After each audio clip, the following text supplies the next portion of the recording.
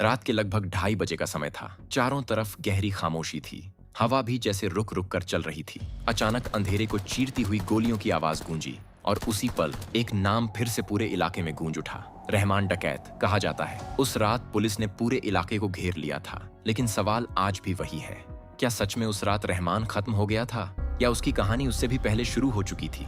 क्योंकि हर डकैत की कहानी सिर्फ बंदूक से शुरू नहीं होती। कभी कभी उसकी शुरुआत होती है एक साधारण आदमी की टूटी हुई जिंदगी से। रहमान, आज जिस नाम को लोग डर और खौफ से जोड़ते हैं, कभी वही आदमी एक साधारण गांव का लड़का था।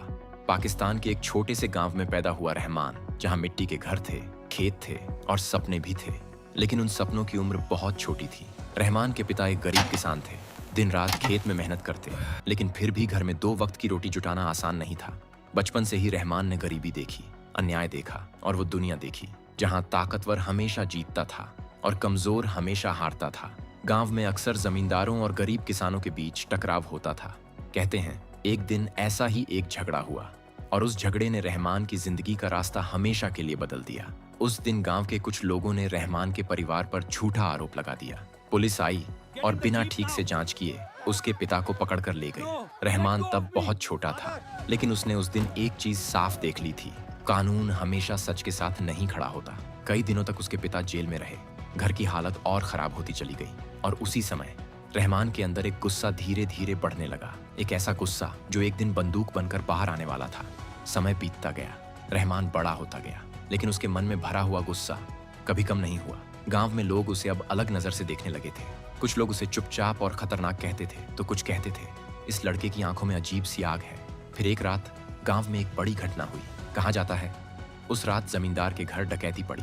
किसी ने नहीं देखा कि डकैत कौन थे, लेकिन अगली सुबह पूरे इलाके में सिर्फ एक नाम लिया जा रहा था, रहमान। उस दिन से रहमान का नाम पुलिस की फाइलों में दर्ज हो गया और यहीं से शुरू हुई एक ऐसे डकैत की कहानी जिसने सालों तक पुलिस को चुनौती दी। धीरे धीरे रहमान ने अपना एक छोटा सा गिरोह बना लिया। उसके साथ कुछ ऐसे लोग जुड़ गए जो या तो गरीबी से परेशान थे या फिर समाज से बदला लेना चाहते थे।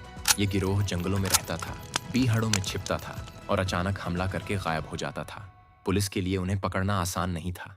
कहा जाता है रहमान के पास सिर्फ बंदूक ही नहीं थी, बल्कि दिमाग भी बहुत तेज था।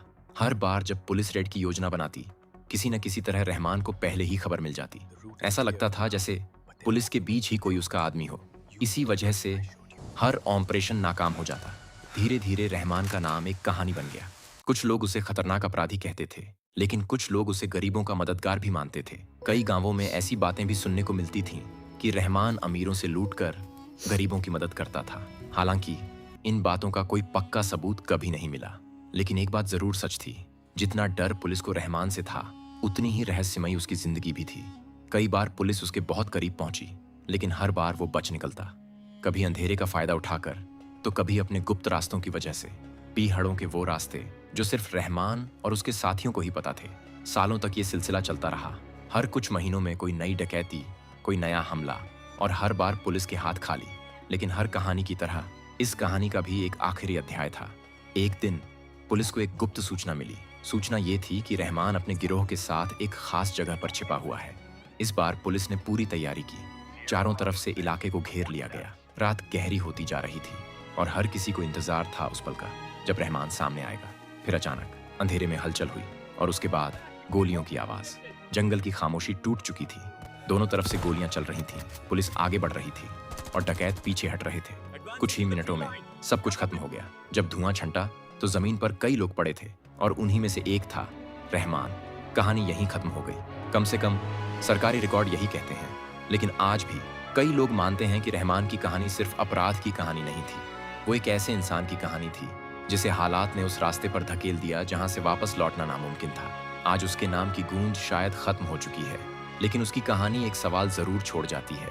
क्या रहमान सिर्फ एक डकैत था, या वो उस सिस्टम की उपज था जिसने एक साधारण इंसान को खौफ का दूसरा नाम बना दिया? क्योंकि कभी कभी अपराधी पैदा नहीं होते, उन्हें हालात बना देते हैं।